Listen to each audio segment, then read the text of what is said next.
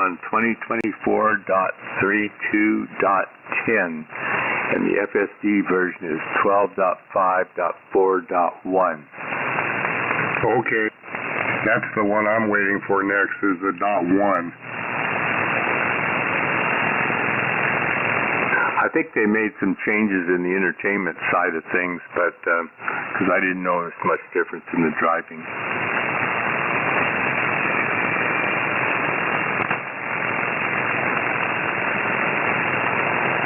Anyway, I've found this 12.5.4 or whatever is pretty good. It seems to drive, for the most part, the way I do, though there are still certain conditions I get in, like if there's traffic, if there's construction, it seems to have a hard time resolving construction. Yeah, when I'm heading to Reno on I-80, there's a rest stop along the way, which is on the right, but it's closed. The state of Nevada has closed it for some reason now. But there's a lot of orange cones blocking the entrance to it. So Angie always puts the turn signal on to change lanes to the left lane because it thinks the lane's going to be closed, but that's not true.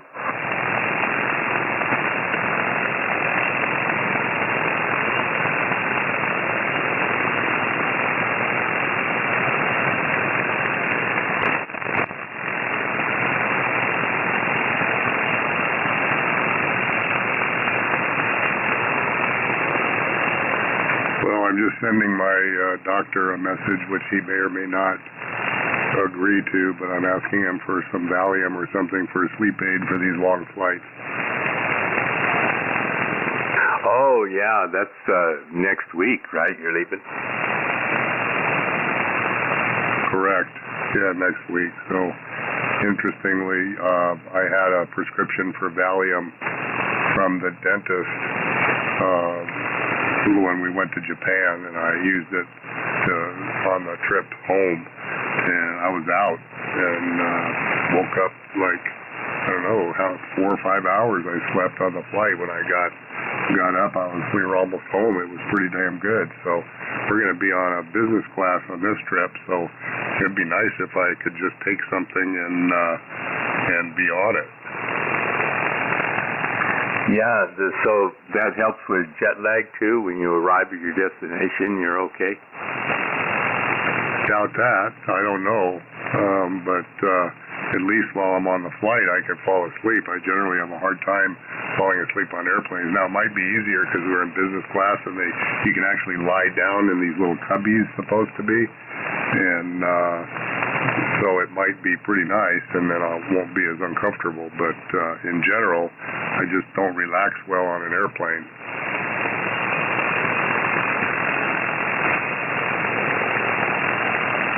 Yeah, to tell you the truth, even in those cubbies, I don't know, our last trip, it seemed like it lasted forever. Anyway, good morning, WR6Q to Al and Dan. Yeah, good morning, Ron. Yeah, we have 30 hours on this trip there. It's about 15 hours. Well, it's I don't know, 10, 12 hours going to Frankfurt, and then a 9-hour layover, and then 10, 12 hours over to Africa from there to, I think, to Nairobi or somewhere. I forget where we land. So it's a long, 2 long legs, and then coming back pretty much the same in reverse. Yeah, so I feel for you. I mean, ours wasn't that bad. We landed in Auckland, and first we had to fly down to Los Angeles because that's where the flight was from, and we stayed there for like, I don't know what it was, 8 hours, and at midnight they loaded us into a plane there. It was so stupid. Then they fed us dinner, and I'm like, really? But I went with it.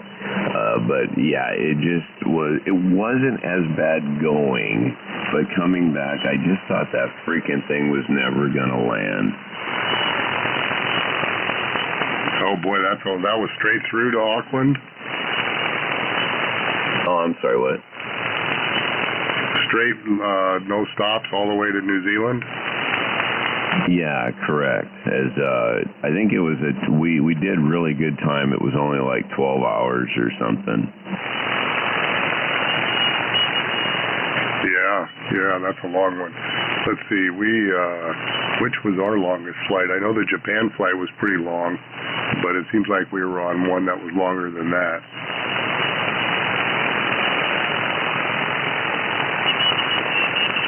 Yeah, that was incredible. And Al, you got all the pictures. Now you see what the truck looks like. I'm just getting ready to change out the carbs on the truck again. This will be the 4th time. Yeah, what year is that truck? Thanks for the photos, too. Yeah, no problem. 1967.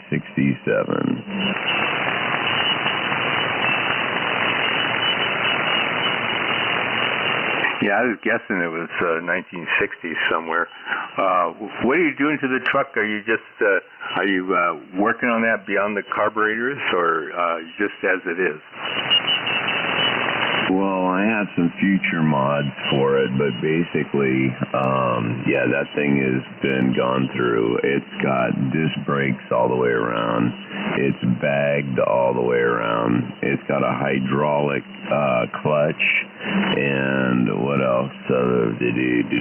I think that's all the real upgrades. I cut it down from a long bed. It is a short bed now, and it's got a positive traction rear end out of a 2002 Camaro.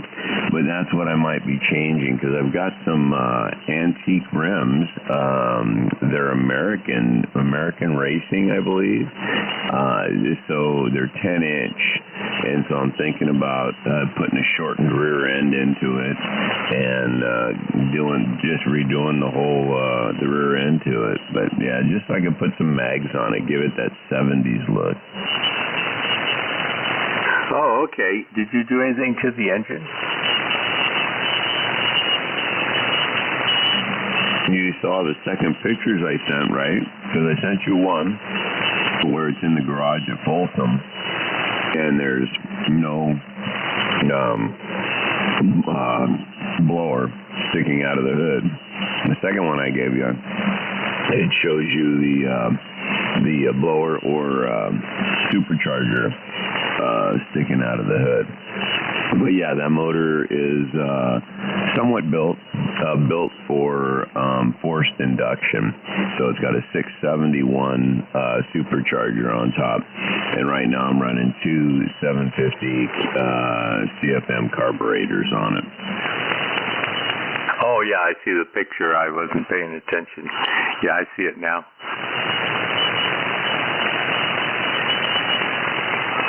Yeah, and I have it underdriven, and I'm still getting somewhere around 600, 650 horse.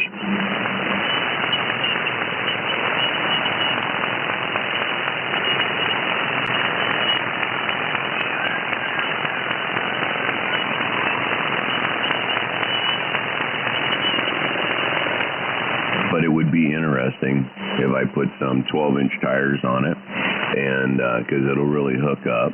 But what would be interesting to see is if your electric cars would still beat me in the quarter mile. Well, mine probably wouldn't. Mine's a rear drive. It's a slow one.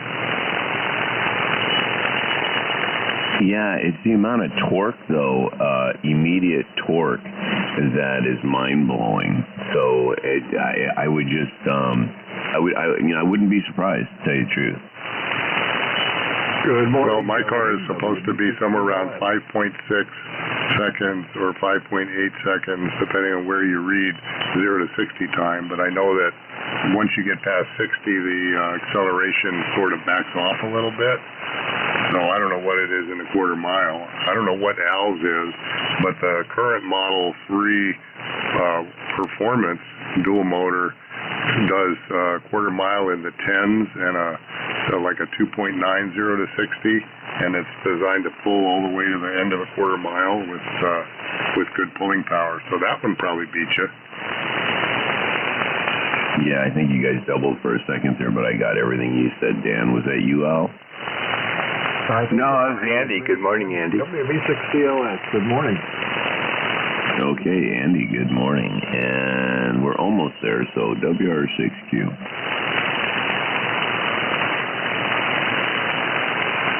So I saw this, do you know what Reels are on YouTube? They're like short videos.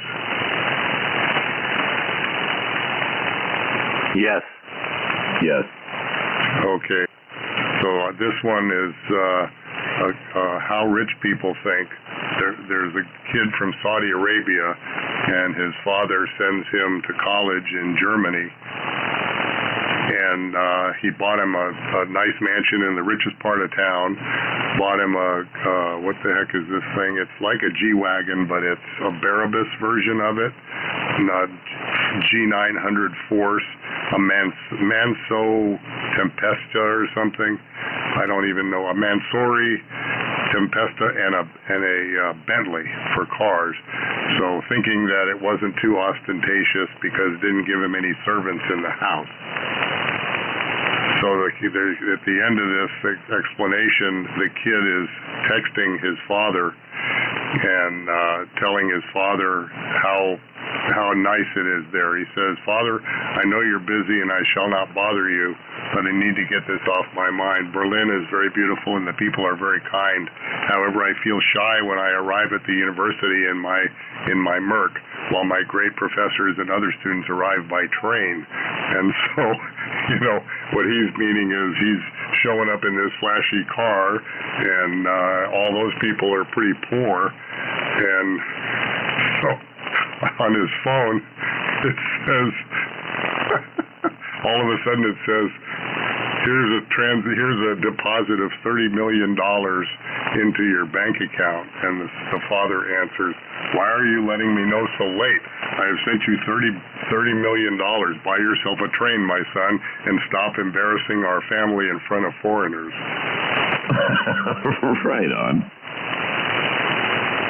So obviously the kid means that his professor and friends are arriving on public transit, right? Not in their own trains. Is that video you just sent, Dan? Yeah, I just sent it to you on iMessage. But yeah, anyway, I just had a good laugh over that. But I thought of you, Ron. Those three cars, you'd be, those would fit you perfectly. Right.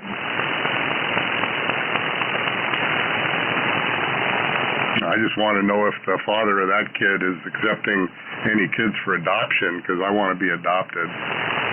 Right, yeah, I'll change my last name to own my own train.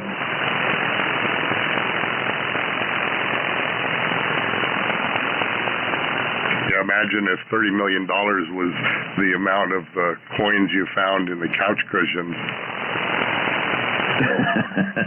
There'd be no couch.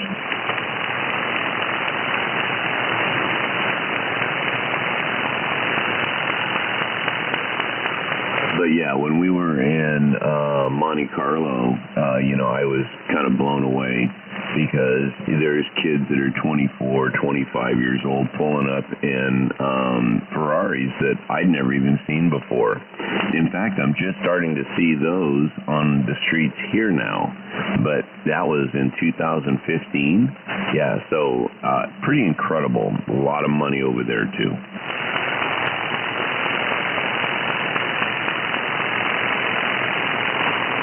Well, it must be nice. Yeah, a lot of what I'm seeing over here right now, I've seen like 3 of them recently, and they were all different, from different owners, were McLarens. I believe one of them was a center seat, too, so it didn't take on passengers. Who knows what that cost?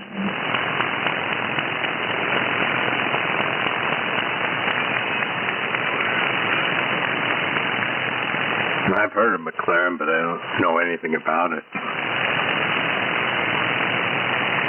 Well, their base model's probably somewhere around 2 to 250 to begin with. Yeah, they're awesome little race cars. They're calling them sports cars, but they look full on race to me.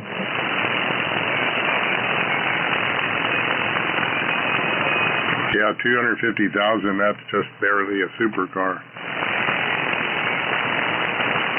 Right, and it's mind blowing what people do pay. We got one of our people that rent from us.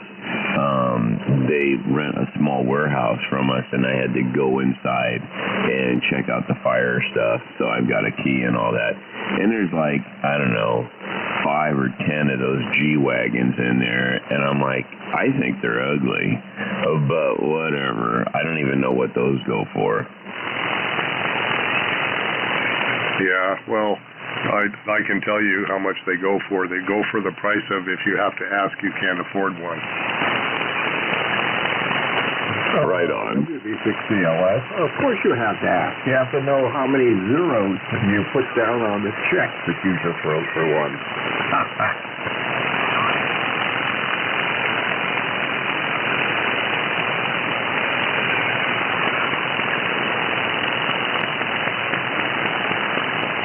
Yeah, I still think it's insane.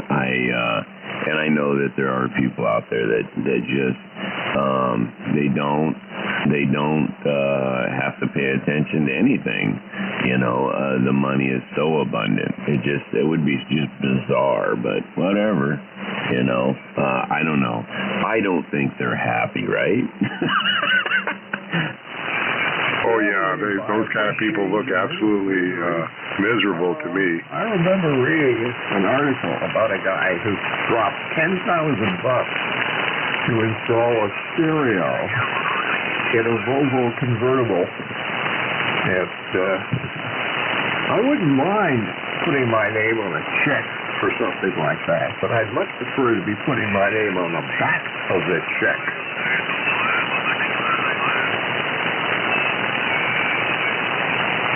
Well, yeah, there is that. That's like one of the things that I, often joke about is a lot of people, depending on whether you sign the front of checks or back of checks is how you think about certain things. Because being an employer and self-employed for years, I had to sign the front of checks for a number of years, and it changes your perspective. I would imagine. On the other hand, in the case of this Volvo, the amount of money actually was engineering. Right. He had 8 acres installed. If they'd done it again for another Volvo, it would have cost a hell of a lot less because they already knew where to put the stuff.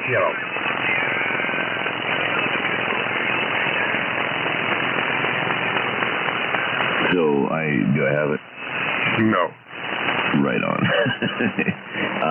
Anyway, I had an old boss, and he said there's 2 types of people in this world. And he goes, there's the people that pay interest and the people that collect interest. And he goes, you want to be on the second half of that. Well, my father said something like that, too. Somebody gave him that advice. Not that, didn't originate with him. Yeah, you can't always make that choice. It depends on what level of expenditure you're talking about, right? Yeah, that's right. How's my signal holding up, by the way? You're F9 this morning here. Yeah, I've had to make some changes to the antenna system forced into it. When I moved the 20-meter leg of the 20-meter legs of the 20-meter antenna around, I screwed this band all the way up, and I had to make a major change in the capacitor. So I hope it's doing well. I notice I don't have much Vislar, so I'm not doing too badly. But 20 meters is really, it's working very nicely. I got almost no return loss. 15 and 10 are a different matter, but I think 10 is 1.5 to 1. I can live with that. Hey, I'll be right back. I got to go feed the cat. She's out of the bag. WR6Q. And WB6CLS. K6RCZ. K7PMT, and Andy, you're averaging about 5 over here. Okay, I can take that. Yeah, when you first asked me, you were S9, but now you're a little higher than that. So I would say it hasn't changed much since the last few days. Okay, that's good. I'm going to be giving a lecture on antennas, would you believe, in a week or so. And it's interesting. I'm working on preparing. So I got to get some photographs and some graphs together, just some visual displays for the computer. So I got to dig into that. I've used Photoshop a lot in my past, but drawing lines on Photoshop isn't quite as easy as some things.